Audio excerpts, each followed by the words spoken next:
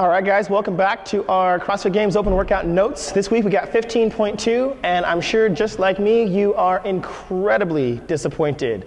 14.2 was awesome. So what do we got? We got overhead squats this week and chest to bar pull-ups in the RX division, chin over bar pull-ups in the scale division. I want to start off by touching on something that we hit last year, which was the CrossFit Games distortion field. And what we're talking about when we say the distortion field is we all get amped, we watch the open workouts, we get super excited, we see Rich Froning and Matt Fraser and who do we see, Bridgers and Latondra do these amazing things. And so we just watched two ladies get in the high 300s, and last year we saw Camille do 400. So let's take that, 404 reps. And so you look at that and you think linearly, well, maybe I'll do like 200 reps, right? Because she's like a games athlete, and you know, I guess if I trained 3 times as much and I was 10 years younger and I didn't have kids or a job, and maybe I had traps like that, I could do that. But I want you to actually half this one more time. And then I actually want you to half this again, and then you are somewhere in this range. And I want you to be pumped about that, because this is still awesome, all right? Do not get it twisted. What you see on TV, to use a phrase from last week, fitness robots. They're not real human beings. They are not people. They are made in a lab, and they have bionic limbs. Now, let's get to the good stuff. RX and scale, chest to bar, chin over bar. One thing we know for sure that applies to both things is hand protection. Again, we had lots of toes to bar last week. We got lots of pull-ups this week. Protect your hands, whether it be gymnastics grips, rock tape mittens, some gardening gloves from Home Depot. I don't care what it is. Just do something. Let's keep our hands ready to get back to training. Break early. Again, if you can do 10 chest to bar pull-ups, I would recommend you start with sets of 5. You do not want to dig a big hole that you cannot climb out of. So break early and focus on really, really short rest. A couple of breaths, and then get back on the bar. Right? The volume escalates quicker than you think. And depending on how good you are at overhead squats or pull-ups, those things are going to catch up to you fast. Break early, rest briefly. And breathing. Use that time when you finish those 10s and you're waiting for that second round to start. Get lots of air in. Take some breaths. Take your time after the work is done to get ready for the next set of work.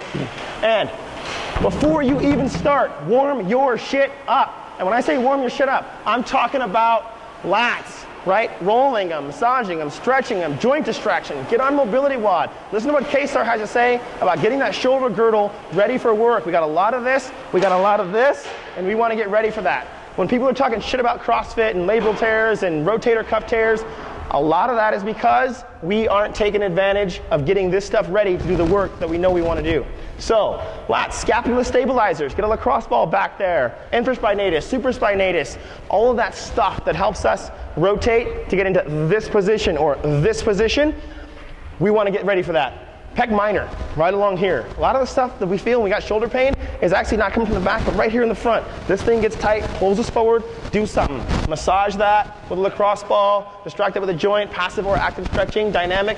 I'm all about it, but take care of that. And then the bicep, right? Everybody, if you got a big enough gym, got somebody with a bicep tendon tear, and they probably did it doing something on the rings or something on the pull-up bar. Right? Get this stuff worked out as well. It's pulling. Bicep is a part of our pulling musculature group set, so make sure you get that ready. And then aerobically, right? O2. Let's get that system oxygenated. So before you even do your first squat in the work set, when that clock 3, 2, 1, go, you should have that aerobic engine turned on already. Right? One of the things that's going to make this feel like a 5K run instead of a 400-meter sprint is being aerobically primed. We got 3 energy systems, right? We've all seen this drawing. This system out here, this one can carry us. Look at how much power that produces, right? We want to take advantage of that. If this system is not on, and we're only relying on the glycolytic and the CP system, we are going to be effed early. So make sure we get aerobically primed before we start that workout so that we can take advantage of all 3 of these systems contributing power to what we're trying to get done. Is that making sense? So remember, right, that distortion field, don't get distracted. You go out and you run your own race. Protect your hands, break early, take short rests, breathing, which is going to be motivated by being aerobically primed, and then make sure you warm your shit up. Nice and warm, nice and limber, nice and mobile, and then get after it. Try to have fun. Whether you get 44 reps or 88 reps or 442 reps, get excited, right? It's a win. We're out here to have some fun, and the Open's just one stepping stone for some of us on the way to the games, but for the rest of us, for the 273,641 of us who will not be going to the CrossFit Games, it's just an opportunity to get together, have some fun with the folks at our gym, see how we're doing, test ourselves against this year or next year or last year, and use it as a benchmark. Right on? Have fun with 15.2. Okay, I just thought of one more thing. Now, along with doing all the stuff that I said earlier, I think there's one more really important thing, and that's choosing the right judge. You know, you don't want one of those Adrian Bosman types who's no-repping everything. I was at another gym last week, and I saw a dude do 752 reps on 15.1. 752 reps. Now, I mean, some of the reps, like his toes didn't touch the bar, but like he was trying really hard, and I think trying really hard matters. Now, the other thing I want to say is the shoes, right?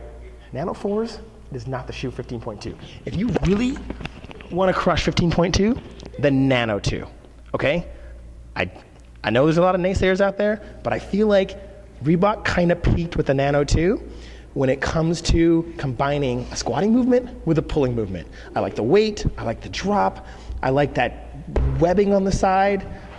This shoe just has a lot going for it, and they're hard to find. So if you can't get them and you don't win the Open, don't be mad. But I'm telling you, the folks out there rocking the Nano 2s, I feel like have an advantage over every other person in the world wearing any other type of shoe on earth. So choose the right judge and choose the right shoe. Nano 2s all the way.